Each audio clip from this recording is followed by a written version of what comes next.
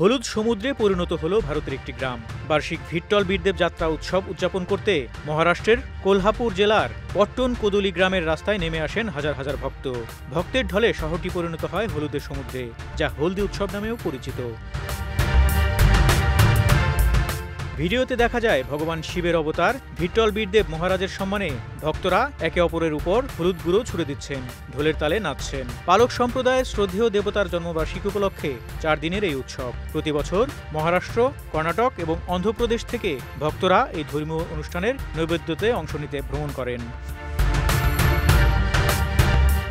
একজন অংশগ্রহণকারী উচ্ছ্বাস প্রকাশ করে বলেন, প্রায় 2 থেকে 3 লাখ মানুষ এবার উৎসবে যোগ দেন। কর্ণাটক, মহারাষ্ট্র এবং পশ্চিম মহারাষ্ট্র থেকে মানুষ এখানে আসেন। তিনি আরও জানান যে তার গ্রামে এত লোক দেখে তিনি আনন্দিত।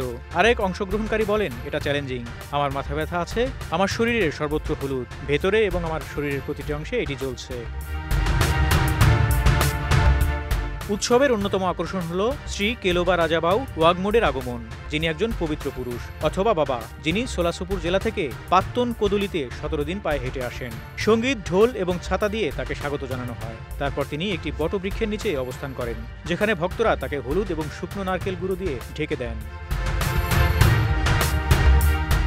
দ্বিতীয় দিনে বাবা শ্রী ভিট্টল বীরদেব মন্দিরে প্রবেশ করেন, যেখানে তিনি ঢোলের তালে নাচ করেন এবং সামনের বছরের আবহাওয়া এবং ফসল সম্পর্কে ভবিষ্যৎবাণী করেন। চতুর্থ দিনে উদযাপন শেষ হয় যখন বাবা তার বাড়ি ফেরার যাত্রা শুরু করেন। ভিট্টল বীরদেব যাত্রা উৎসব বিশ্বের বৃহত্তম হলদি উৎসবগুলির মধ্যে অন্যতম হিসেবে বিবেচিত। ফারুক শিমুল, ঢাকা এক্সপ্রেস।